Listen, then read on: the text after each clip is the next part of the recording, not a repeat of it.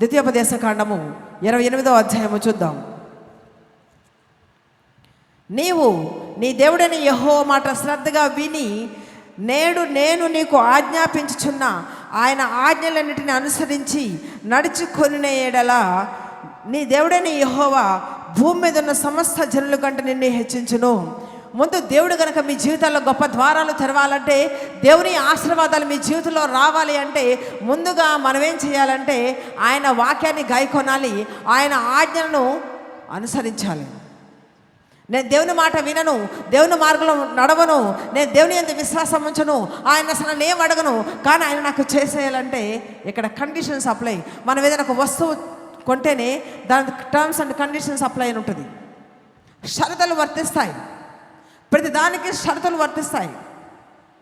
దేవుడు కూడా నీకు నీ జీవితంలో నీకు కార్యం చేయాలి అంటే దేవుడు ఏం చెప్తున్నానండి, షరతులు వర్తిస్తాయి. అందుకనే మనం ఆయన కొన్ని కండిషన్స్ చెప్పినప్పుడు ఆ కండిషన్స్ని మనం ఫాలో అవ్వటం లేదు కాబట్టి మనం ఏమైతే అడుగుతున్నామో అవన్నిటిని పొందుకోలేకపోతున్నాం. నీ దేవుడైన యెహోవా నీకు ఆజ్ఞాపించిన వాటన్నిటిని గైకొనాలి, ఆయన వాక్యాన్ని ధ్యానించాలి. నీ శక్తి కొద్దిగా ఉంది, కానీ నీవు నా వాక్యాన్ని గైకొన్నావు, గ్రహించావు, దాని ప్రకారం నడుచుకున్నావు కాబట్టి ఇదిగో నీ ఎదుట నేను ఒక తలుపును తెరిచి ఉన్నాను అని చెప్తున్నాడు. హల్లెలూయా, హల్లెలూయా, హల్లెలూయా. ఒక ద్వారం దేవుడు తెరిస్తే అనేక ద్వారాలు ఒక ద్వారంతోనే ఓపెన్ చేయబడతాయి. హల్లెలూయా, హల్లెలూయా. ముందు ఆ ద్వారంలోకి మనం ఎలా వెళ్ళాలి? దేవుడు మనకి ఏదైనా ఒక ద్వారం తెరిచాడు అని ఎట్లా తెలుస్తుంది?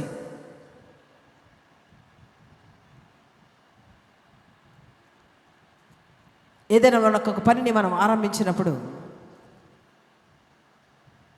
ఆ పనిలో మనం సక్సెస్ చూడగలిగితే, ఆ పనిలో మనకు విజయం వస్తే దేవుడు మన పక్షా నుండి ఆ పని అవ్వడానికి దేవుడు ఒక్కొక్క మార్గాన్ని సరళం చేశాడు. హల్లెలూయా, హల్లెలూయా, హల్లెలూయా. చాలామంది అంటారు, చాలా ప్రయత్నాలు చేస్తున్నామండి కానీ ఏమి జరగడం లేదు, చాలాసార్లు ప్రయత్నం చేశాం కానీ మాకేం జరగలేదు అనంటే ఒక ప్రశ్న ఏంటంటే, దేవుడు ఏదైతే చెప్పాడో వాటిని మీరు చేశారా? ఆయన ఏదైతే చెప్పాడో దాన్ని చేశారా? లేదా మన ఇష్టానుసారంగా మనకు నచ్చినట్లుగా మనం వెడితే ఆ విషయంలో మనం సక్సెస్ని మనం చూడలేం.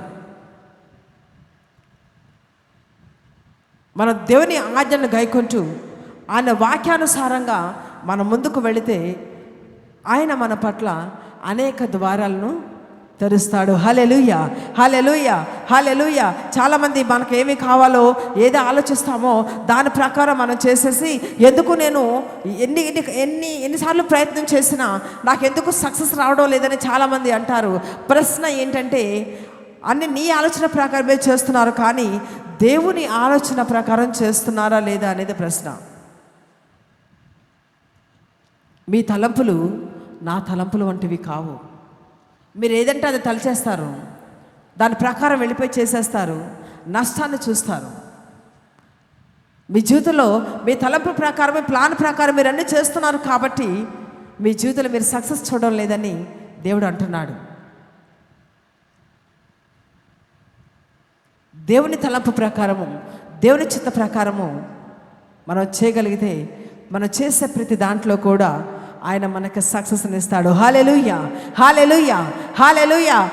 మనం చేసిన దాంట్లో సక్సెస్ అవ్వాలి అంటే, మనం చేసిన దాంట్లో మనకు విజయం ఉండాలంటే మనం ఏం చేయాలండి? ఫస్ట్ ఆయన చిత్తం ఏంటో ముందు తెలుసుకోవాలి. ఒకవేళ దేవుడు మనకి ఏదైనా ద్వారాలు తెరుస్తున్నాడంటే ఆ ద్వారంలో వెళ్ళే మనము ఫస్ట్ దేవుడు మనల్ని నమ్ముతున్నాడా లేదా? అదేంటి అట్లా కూడా ఉంటుందా? దేవుడు ఒక ఆశీర్వాదాన్ని ఇస్తే ఆ ఆశీర్వాదాలకి ఇవ్వడానికి ముందు దేవుడు మనల్ని చూస్తాడు. అబ్రహాము ఊరికే విశ్వాసులకు తండ్రి అయిపోయాడా? అబ్రహాము ఊరికి విశ్వాసులకు తండ్రి అయిపోయాడా? అబ్రహాం మీద విస్తారమైన ఆశీర్వాదం ఎట్లా వచ్చింది? అబ్రహాముని దేవుడు నమ్మాడు. అబ్రహామును దేవుడు నమ్మాడు. అబ్రహాము దేవుణ్ణి నమ్మాడు. You got my point. అబ్రహామును దేవుడు నమ్మాడు. అబ్రహాము దేవుణ్ణి నమ్మాడు. అందువల్ల ఆశీర్వాదము అబ్రహాం మీద బహు గొప్పగా వచ్చింది. హల్లెలూయా, హల్లెలూయా. అందుకని మనం ఈ తరంలో కూడా చెప్తాము, మేము అబ్రహాం యొక్క ఆశీర్వాదంలోకి మేము కూడా వస్తామని. కొత్త నిబంధన ఇశ్రాయేలు మనం కూడా అబ్రహాం యొక్క ఆశీర్వాదం కింద వస్తాం. ఈవెన్ యేసు కూడా అబ్రహాము సంతతిలో నుంచి నేను వచ్చాను అని చెప్పుకోవడానికి ఆయన గర్వంగా చెప్పాడు. ఎందుకంటే అబ్రహాము ఆశీర్వాదము యేసు మీద కూడా ఉంది. అందుకని మత్తయి సువార్త 1:1 ఉంటుంది కదా, దావీదు కుమారుడును అబ్రహాము కుమారుడైన యేసుక్రీస్తు యొక్క వంశావళి. సాక్షాత్తు సృష్టికర్త అయిన దేవాది దేవుడు కూడా నేను అబ్రహాము వంశంలో నుంచి వచ్చాను అని చెప్పుకున్నాడు. ఎట్లా వచ్చింది ఈ ఆశీర్వాదం? దేవుడు మనల్ని నమ్మాలి, మనం దేవుని నమ్మాలి. అర్థమైందా? అబ్రహామును దేవుడు నమ్మాడు. ఒకవేళ నేను అబ్రహామును దీవిస్తే ఈ ఆశీర్వాదాన్ని వ్యర్థం చెయ్యడు, పాపంలో పడిపోడు అని దేవుడు అబ్రహాముని నమ్మాడు. అబ్రహాము కూడా దేవుణ్ణి నమ్మాడు. ఇక్కడ మ్యూచువల్ ట్రస్ట్ అనేది ఏర్పడినప్పుడు దేవుని కార్యము గొప్పగా జరుగుతుంది. హల్లెలూయా, హల్లెలూయా. నీకు విశ్వాసమే కొంచెమే ఉండినను నా వాక్యాన్ని నువ్వు గైకొన్నావు కాబట్టి ఇదిగో నీ ఎదుట తలుపు తీసి ఉన్నాను. బిహోల్డ్, ఇదిగో. ఇలాంటి వర్డ్స్ అన్నీ మనలందరినీ అలర్ట్ చేస్తాయి. Behold, I opened a new door for you. Behold, ఇదిగో అని అంటే ఆ వర్డ్ని చాలా ఎట్లా ఒక స్ట్రాంగ్ వర్డ్ అది.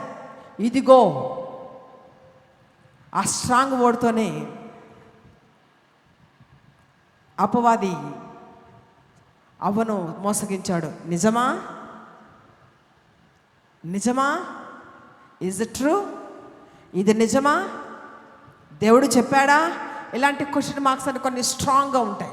అందుకని దేవుడు కూడా చెప్తున్నాడు, behold I open a new door for you. ఇదిగో నీ ఎదుట నేను ఒక తలుపును తీసి ఉంచి ఉన్నాను, ఒక ద్వారాన్ని తెరిచి ఉంచి ఉన్నాను. నువ్వు ఏదైతే అడుగుతున్నావో ఆ ద్వారాన్ని నీ ఎదుట నేను తెరిచి ఉంచి ఉన్నాను అన్నాడు. హల్లెలూయా, హల్లెలూయా, హల్లెలూయా. ఇప్పుడు అడుగుతారా, దేవుడు మీ జీవితంలో ఎన్ని ద్వారాలు తెరవాలి? ఈరోజు దేవుడు మీకు 3 ఆశీర్వాదాలని ఇస్తానంటున్నాడు. ఆ ఆశీర్వాదాలు కూడా దేవుడు తెరిచే ద్వారాల గుండా మాత్రమే వస్తాయి. హల్లెలూయా, హల్లెలూయా. మలాకీ గ్రంథం 3:10 ఉంటుంది కదా, మీకు నేను ఆకాశవాకళ్ళు ఇప్పి పట్టజాలంత విస్తారమైన దీవెనలు కుమ్మరిస్తానని అంటున్నాడు. అవన్నీ ఊరికే వచ్చేస్తాయండి? Conditions apply. దేవుడు మీ ఎదుట మీకందరికీ మనకందరికీ దేవుడు గొప్ప ద్వారాలను తెరిచి ఉంచున్నాడు. హల్లెలూయా, హల్లెలూయా, హల్లెలూయా. దానికంటే ముందు మనం ఏం చేయాలి అంటే ఆయన వాక్యాన్ని మనం ఏం చేయాలండి? ధ్యానించాలి. ఆయన వాక్యాన్ని మనం గైకొనాలి. ఆయన వాక్యానుసారంగా మనం జీవించాలి. ఆయన ఏవైతే చెప్పాడో దాన్ని మాత్రమే చేయాలి. ఆయన ఏదైతే చెప్పలేదో దానిని చేయకుండా ఉండాలి. హల్లెలూయా, హల్లెలూయా, హల్లెలూయా. మనం చేసే పెద్ద పొరపాటు ఏంటంటే ఆయన ఏం చెప్తాడో దాన్ని చెయ్యము, ఆయన ఏదైతే చెప్పలేదో దాన్ని చేస్తాము. అందుకనే మనం ఎన్ని మార్లు అడిగినా దేవుడి నుంచి మనం పొందుకోలేకపోతున్నాం. మీకు ఎప్పుడైనా ప్రశ్న వచ్చిందా?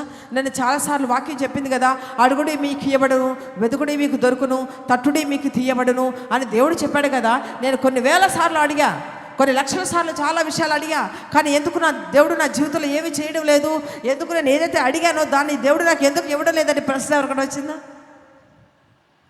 అసలు ఆలోచిస్తారు అట్లా?